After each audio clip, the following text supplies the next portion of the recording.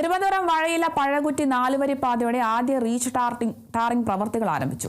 ഭക്ഷ്യ പൊതുവിതരണ വകുപ്പ് മന്ത്രി GR അനിൽ ടാറിംഗ് പ്രവർത്തികളുടെ പുരോഗതി നേരിട്ടെത്തി വിലയിരുത്തി.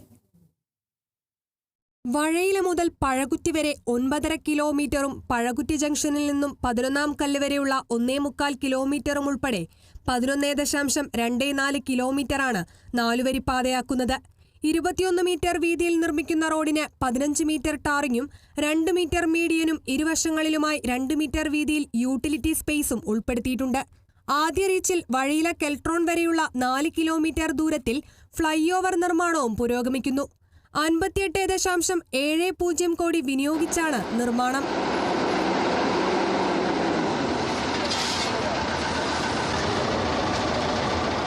ആദ്യ റീച്ചിൽ 301 പേരിൽ നിന്നാണ് ഭൂമി ഏറ്റെടുത്തത്. ഇവർക്ക് പുനരധിവാസത്തിനും പുനഃസ്ഥാപനത്തിനുമായി 191.72 കോടി രൂപ വിതരണം ചെയ്തു. രണ്ടാം റീച്ചിൽ കെൽട്രോൺ വാളിക്കോട് ജംഗ്ഷൻ വരെ 3.960 കിലോമീറ്റർ ദൂരമാണ് 4 പാതയാക്കുന്നത്. കരകുളം, അരുവിക്കര, നെടുമങ്ങാട് വില്ലേജുകളിൽ നിന്നായി 12 ഏക്കർ ഭൂമിയാണ് ഏറ്റെടുക്കുന്നത്. ഇവർക്ക് 299 കോടി രൂപ നഷ്ടപരിഹാരം നൽകി. വാളിക്കോട് ജംഗ്ഷൻ മുതൽ പഴകുറ്റി പമ്പ് ജംഗ്ഷൻ, കച്ചേരിനട, 11ാം കല്ല് വരെയുള്ള 3ാം റീച്ചിനായി നെടുമങ്ങാട്, കരിപ്പൂർ, ആനാട് വില്ലേജുകളിലായി 3.2 കിലോമീറ്റർ ദൂരത്തിൽ 2.7396 ഹെക്ടർ ഭൂമിയാണ് ഏറ്റെടുക്കേണ്ടത്.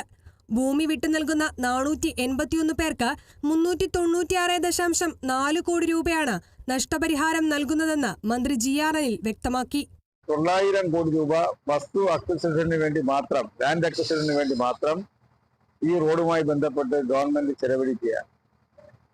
അങ്ങനെ ഒരു പദ്ധതി ആയതുകൊണ്ട് തന്നെ ഇത്രയധികം പണം ചെലവഴിച്ച് ഇതുപോലൊരു പദ്ധതി ഏറ്റെടുക്കുക എന്നുള്ളത് ഇടതുപക്ഷ ജനാധിപത്യ മുന്നണി ഗവൺമെന്റ് ആയതുകൊണ്ട് മാത്രമാണ് ഇന്നിപ്പോൾ ഇത് യാഥാർത്ഥ്യമാകാൻ കഴിയുന്നത്. അതിന്റെ ഒരു ഘട്ടം പ്രവൃത്തി പൂർത്തിയായി.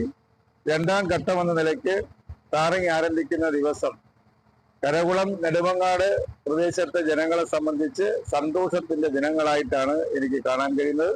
നെടുമങ്ങാട് നഗരസഭാ ചെയർമാൻ R ജയദേവൻ, കരകുളം ഗ്രാമപഞ്ചായത്ത് പ്രസിഡന്റ് അജിത്ത്, ഗ്രാമപഞ്ചായത്ത് ആരോഗ്യ വിദ്യാഭ്യാസ standing committee chairperson LS Anusha, ജനപ്രതിനിധികൾ, വിവിധ വകുപ്പുകളിലെ ഉദ്യോഗസ്ഥർ എന്നിവരും മന്ത്രിക്കൊപ്പമുണ്ടായിരുന്നു. Kerala Vision News, Thiruvananthapuram.